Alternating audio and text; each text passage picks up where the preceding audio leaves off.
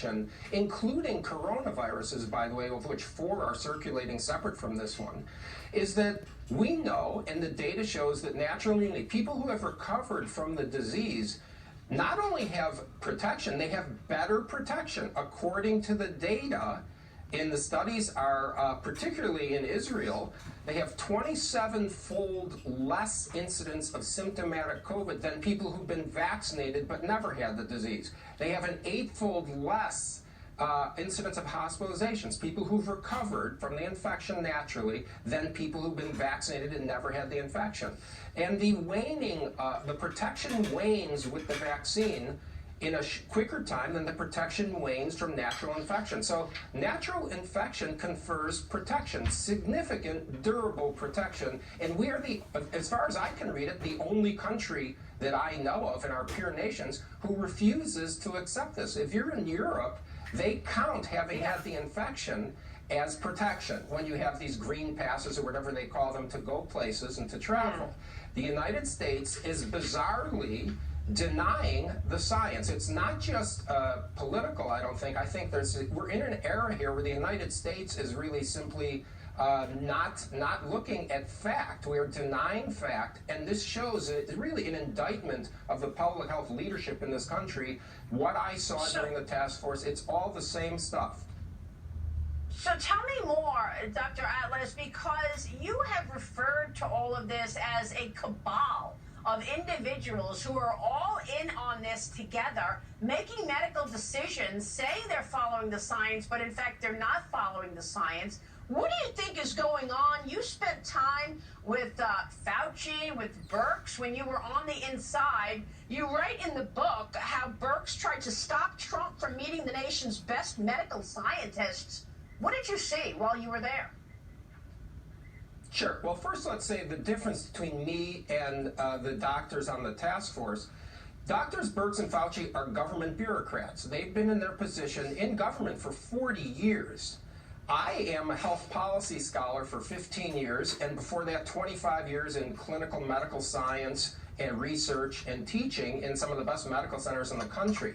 I would bring into the task force scores of papers, dozen papers, 20 scientific publications, and when asked about my opinion, I would go through the data, I would cite the data.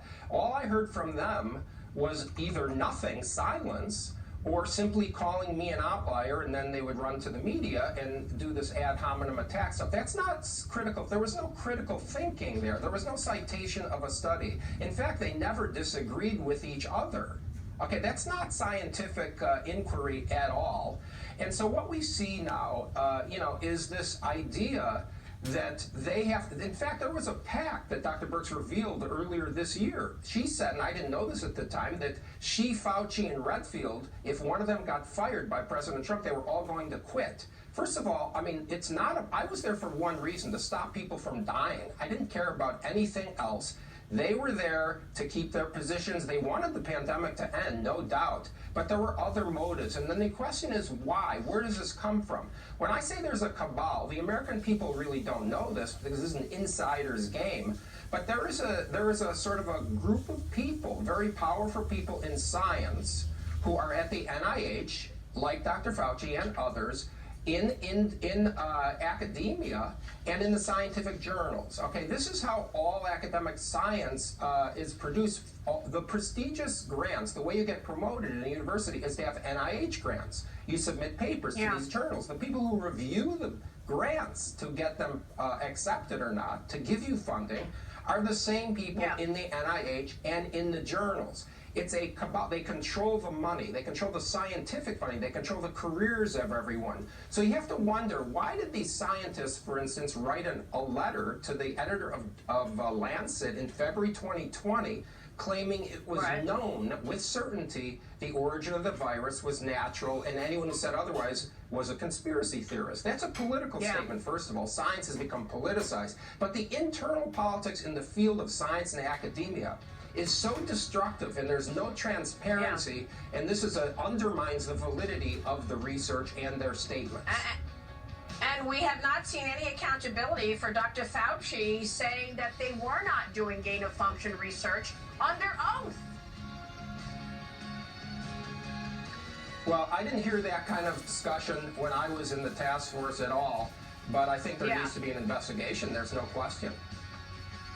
Dr. Atlas, it's great to see you. Thanks very much, Scott Atlas. We're going to take a break. When we come back, we will talk with Marsha Blackburn. Breaking news this morning about a hostage negotiation that took place just hours before President Biden did a call with Chinese dictator Xi Jinping. Then where is Chinese tennis star Peng Shuai, who's been missing since she accused a former CCP official of sexual assault? All coming up.